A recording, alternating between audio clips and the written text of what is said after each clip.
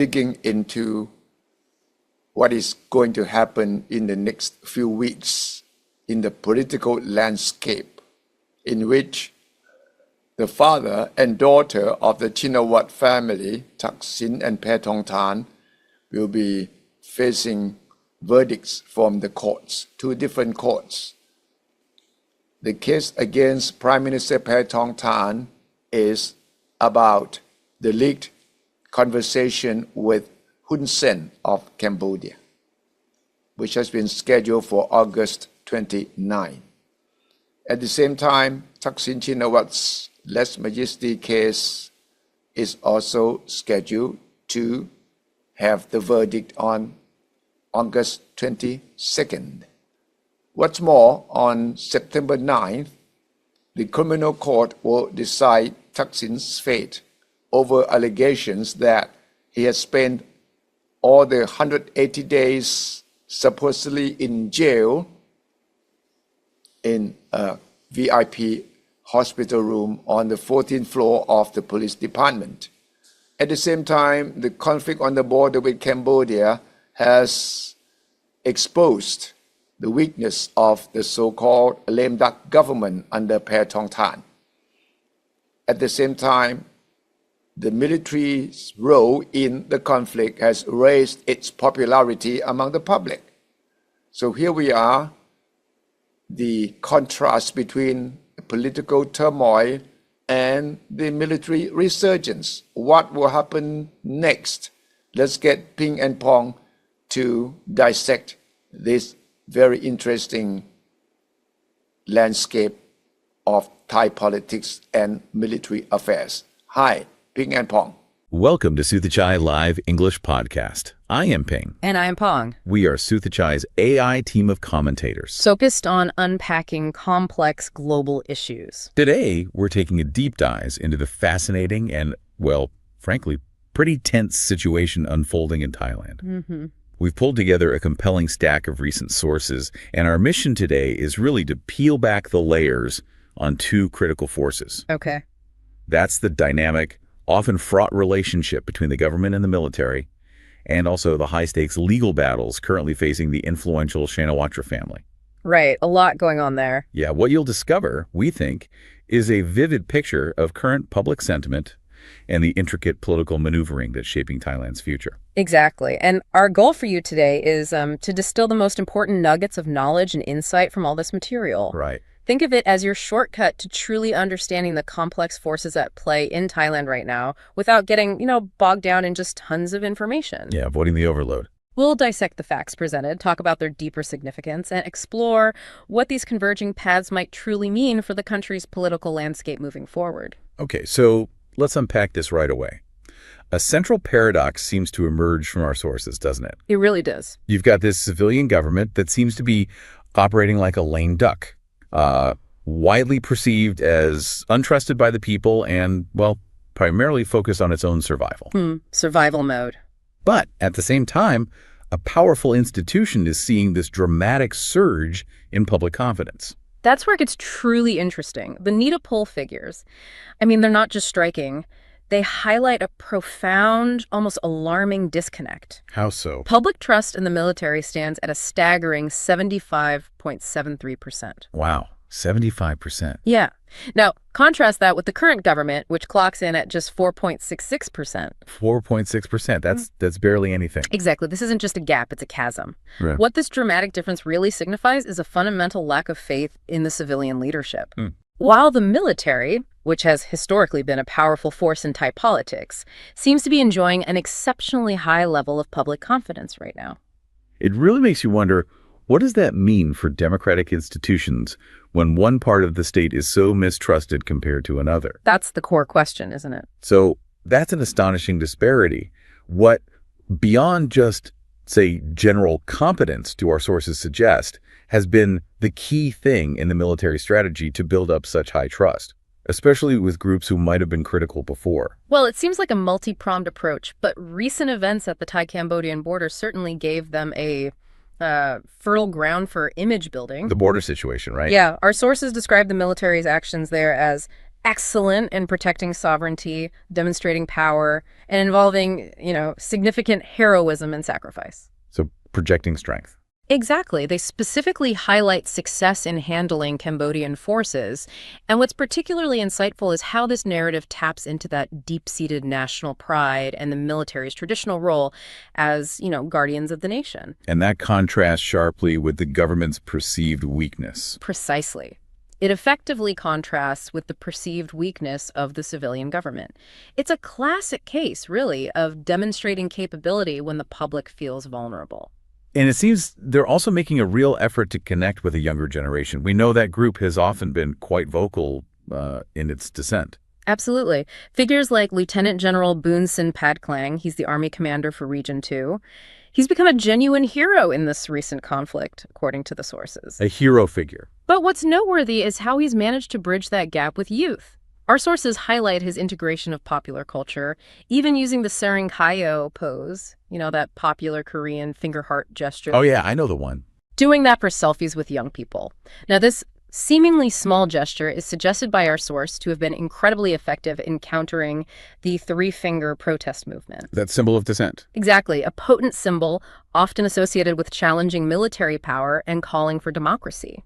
So, by adopting a symbol of pop culture and just appearing more approachable, the military is subtly disarming criticism, projecting a softer, more relatable image. Interesting tactic. And furthermore, there's a strong emphasis on the king's active role as commander-in-chief, which is consistently presented as a way to revive national spirit and unify the population under a traditional, revered institution. So while the military is solidifying its public image, the government, by stark contrast, seems to be stumbling from one PR disaster to another. Pretty much, yeah. Let's zero in on Deputy Prime Minister and Acting Prime Minister Thaksin's recent actions.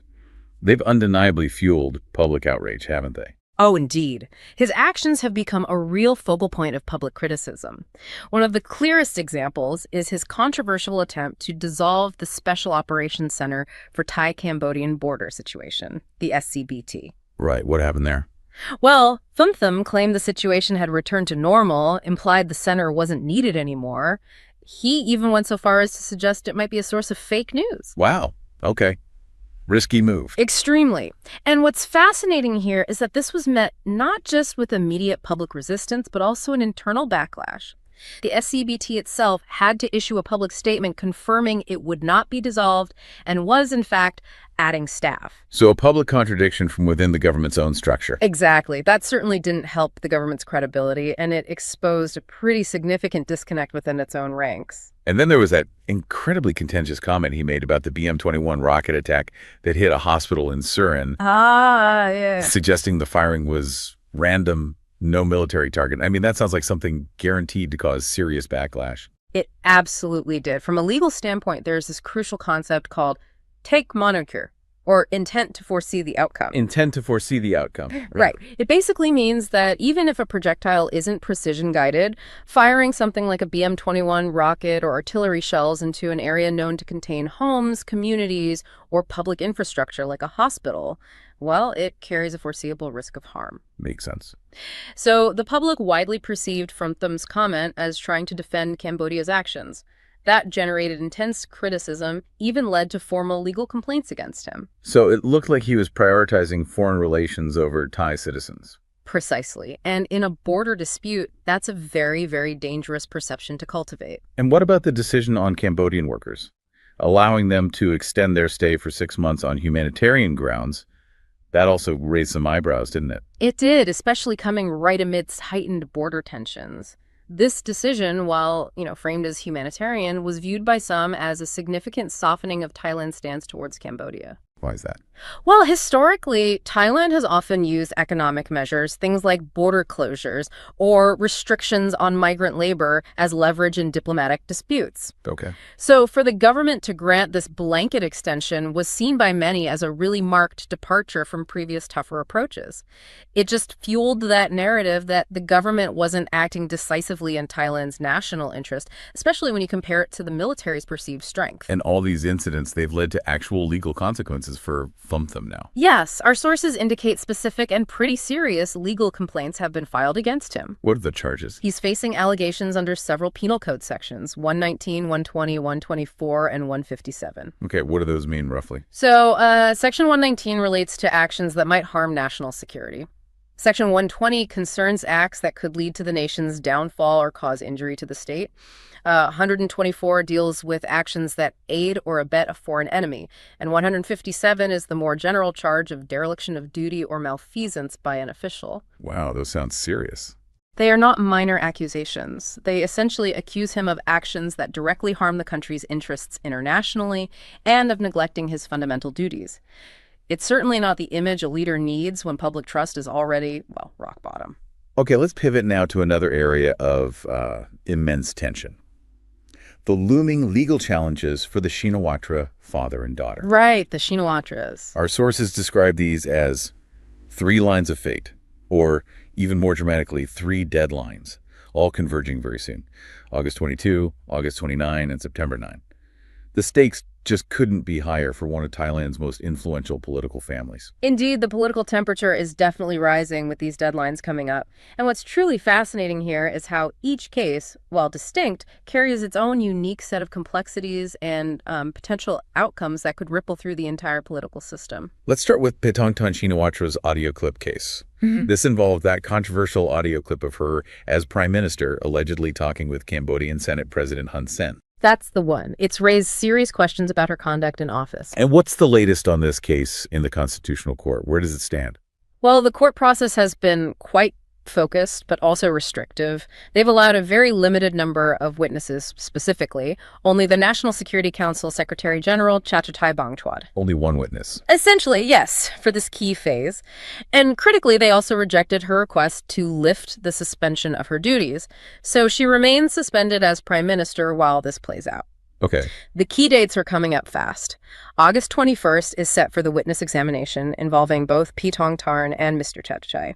Then, just a week later, on August 29th, the court is scheduled for the oral statement, a vote among the judges, and then the highly anticipated verdict at 3:00 p.m. Now, our source suggests it's going to be difficult to survive this case for Paetongtarn. Why is such a strong prediction, even if she tries to explain it away? That's a crucial point. The strong indication from our source is exactly that, difficult to survive. And even explanations framing the discussion as some kind of negotiation technique are expected to fall flat. Why fall flat? Well, what's particularly insightful here is that this isn't just about the audio clip itself. It seems the Constitutional Court, in its recent rulings, is interpreting the Prime Minister's executive actions with an increasingly strict lens. Setting a higher bar. Potentially, yes. Setting a new, higher precedent for accountability. This makes any defense that relies on, say, diplomatic nuance, especially challenging to land successfully. This whole environment makes it tough for political figures to argue for leniency or interpretation outside really strict legal parameters. So if the outcome looks likely negative, what are the potential strategies being discussed in our sources? How might they try to mitigate the damage? This raises a very serious question about political maneuvering, maybe even survival. Yeah. Our source discusses rumors of her potential resignation before the verdict. Designed beforehand? Yes. This kind of preemptive move would be an attempt to avoid losing her election rights. That's a common consequence if you're removed from office by the court. And also, potentially, to prevent facing even more severe criminal charges down the line. Like what? Well, the implications are dire. Potentially even treason, which, under Penal Code Section 3 regarding external state security, carries penalties as severe as death or life imprisonment. Death or life. That's incredible. It's a truly precarious position. It suggests that maybe a strategic retreat might be considered more viable than a guaranteed, much more damaging defeat in court. Okay, shifting to Thaksin Shinawatra now. He's facing a Lisma case, Article 112. This comes from that 2015 interview with South Korean media, where he's accused of defaming the monarchy. Yeah. That's an extremely sensitive area in Thai law. Absolutely. Article 112 is perhaps the most sensitive law in Thailand. It punishes defamation, insult, or threats against the monarchy with severe penalties. And the verdict date? August 22nd at 10:00 a.m. So very soon. Now, in this specific case, our source suggests there's actually a high chance of survival for Thaksin. A high chance. Why? Well, the prediction seems to come with the understanding that the prosecution's case might have weaknesses related to the specifics of that 2015 interview, maybe the difficulty of proving intent after all this time. And if he is acquitted? If he's acquitted, it would directly impact his ability to travel internationally. The travel ban linked to this particular case would likely be lifted, opening up possibilities for him that just aren't available right now. Okay, then there's the other big one for Thaksin. The infamous Sickgate case, or as it's widely known, the Neen 14 case. Ah, yes, the 14th floor. This refers to the whole controversy around his alleged critical illness treatment on the 14th floor of the police hospital, instead of him actually serving time in a prison cell like the law requires. Right. This case is being heard by the Supreme Court, Criminal Division for holders of political positions, and the verdict there is set for September 9th at 10:00 a.m. And why is this one considered so difficult for him? Difficult to survive, the source says again. What makes this case so critical, and why it's widely seen that way, is the nature of the evidence. Our source points to witness testimonies and documentary evidence from the police hospital itself. Evidence from the hospital. Exactly, which reportedly suggests Thaksin was not critically ill.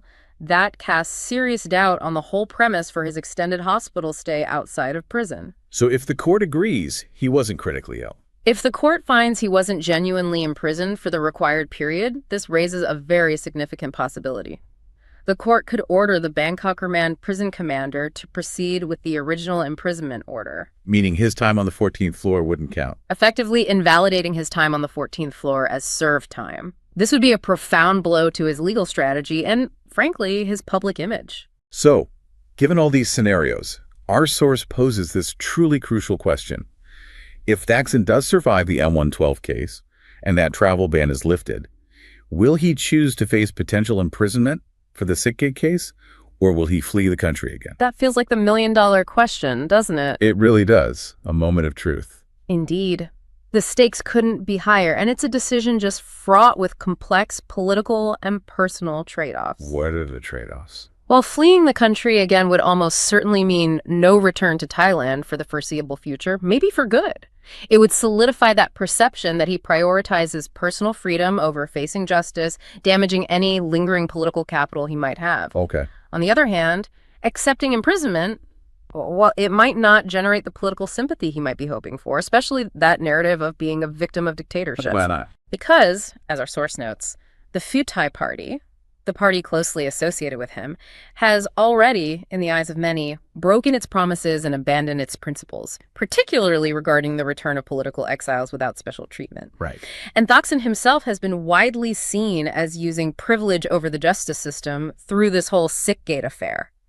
That's alienated many people, even within the democratic movement that once strongly supported him. So it's not just about his legal fate. No, it's much bigger. It's about the long-term viability of his political influence and really the public's perception of justice itself in Thailand. And if we connect all this back to the broader political landscape, it's clear the Suthichai party's popularity is, well, plummeting amidst all this turmoil. Absolutely. Our sources paint a really stark picture of widespread public dissatisfaction with the current government. How is that showing up? Paetongtarn, as the face of the party, has faced direct, unfiltered criticism during her recent provincial visits. People are openly accusing the government of selling the nation. Wow, strong words. Very strong. And arguing that the economy is being managed even worse than under the previous administration, specifically referring to the General Paetongtarn era. So it's not just about policy disagreements. No, it seems deeper. It's about a deep-seated feeling of betrayal and ongoing economic hardship for many. And it seems their attempts to spin things positively have just completely fallen flat. Utterly. The government tried to frame two recent crises, the U.S. tariffs and the border dispute, as successes somehow. But our sources dismiss these efforts with a very telling phrase. Mukpeak. Yeah, mukpeak. Which basically means a failed trick, right? Or a joke that just bombed. Exactly. That phrase mukpeak perfectly captures the public's cynical view right now. It highlights a huge disconnect. The government's narrative just isn't landing. It isn't resonating with the public's lived experience or their perception of reality. So what is resonating? What does the public want? What's truly interesting here, and consistently articulated in our sources, is a strong, almost palpable desire for strong leadership in the current situation. Strong leadership. Yes. The assessment from the public seems to be that both Paetongtarn and Fintham appear exhausted, and that this lame duck government is in dire need of a change mid-battle. Change mid-battle. That's the phrase used. This isn't just about political preference. It feels like a cry for decisive action and competence amidst these perceived national challenges. The public seems to be looking for a new direction, and urgently. Which brings us right back to that ultimate unanswered question from the source, a question that's just hanging heavy over Thai politics right now. Yeah. It's only a matter of when the change will happen.